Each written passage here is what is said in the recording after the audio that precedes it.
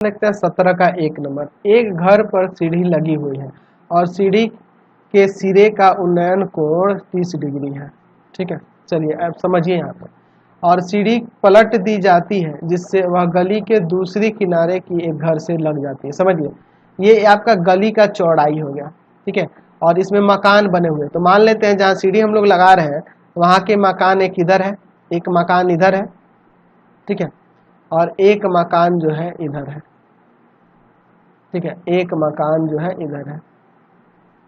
ठीक है, एक मकान इधर है। चलिए अब समझिए यहाँ पर इस पर स्थित कोई बिंदु है, इस तल पर स्थित, यानी इस गली में कहीं पे एक बिंदु है जहाँ पे सीढ़ी को टिकाया जाता है दीवार से। ठीक है, चलिए तो सीढ़ी यहाँ से लगाई जाती है, मान लेते हैं। ठीक है, समझिए यह बिंदु है, यहाँ से सीढ़ी जो है इस दीवार पे लगी हुई है, इस तरह से। समझिए यहाँ क्वेश्चन को। एक घर पर सीढ़ी लगाई हुई है, एक घर पर यह सीढ़ी लगाई हुई है जिसका उन्नयन कोण 30 डिग्री है, जिसका उन्नयन कोण 30 डिग्री है।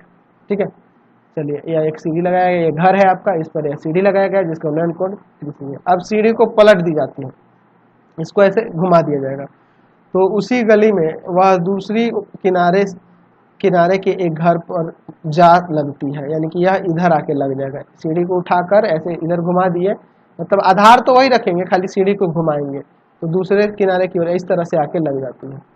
ठीक है, और इस दशा में उन्नयन कोण 60 डिग्री है। उन्नयन कोण कितना है? 60 डिग्री है। कह रहा है यदि सीढ़ी 30 मीटर लंबी हो, लंबी कितनी है? 30 मीटर लंबी सीढ़ी है, ये भी 30 होगा और यह वाला भी 30 मीटर हो जाएगा, है ना, दोनों तो एक ही सीढ़ी की बात हो रही है। तो गली की चौड़ाई हमें निकालनी है, ए बी सी डी, हमें ए सी निकालना है। ठीक है, यही आपकी गली की चौड़ाई होगी।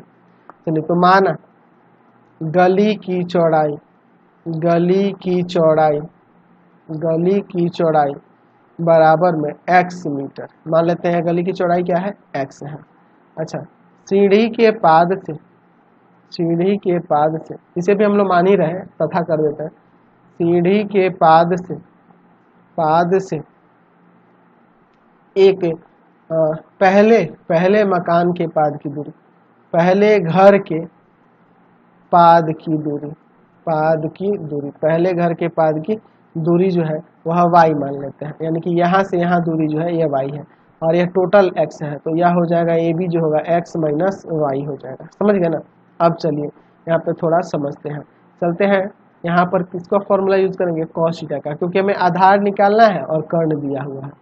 आधार बटा में कर्ण इसका फॉर्मूला होता है। चलते हैं त्रिभुज बी सी डी में, बी सी डी में इसमें आते हैं, तो यहाँ हो जाएगा कॉस 60, कॉस 30 ना, पहले कॉस 30 बराबर में बी सी बटा में बी डी, यानी कि हो जाएगा कॉस 30 का वैल्यू होता है √3/2, बी सी का वैल्यू है y और बी डी का वैल्यू है आपके पास 30।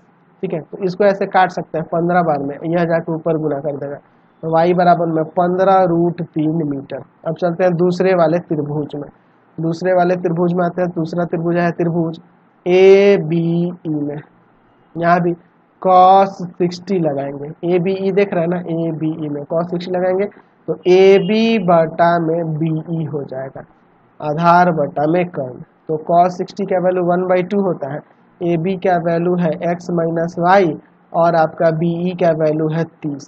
चलिए यह आप इधर लाके गुना कर दो तो 30/2 यानी 15 हो जाएगा, बराबर में x माइनस वाई। चलिए यहाँ y का वैल्यू रख देते हैं, तो 15 बराबर में x माइनस 15√3, ये आके इधर प्लस का हो जाएगा, तो 15√3 प्लस का 15, यहाँ से 15 कॉमन हो सकता है, √3 + 1, √3 का वैल्यू रख भी सकते हो, नहीं भी रखोगे तो चलेगा। इसलिए गली की जो चौड़ाई है, गली की चौड़ाई जो है वह कितनी हो जाएगी? 15 इंटू में √3 + 1 मीटर, ये आपका आंसर हो जाएगा। चलते हैं अगले क्वेश्चन पे। अब चलिए 17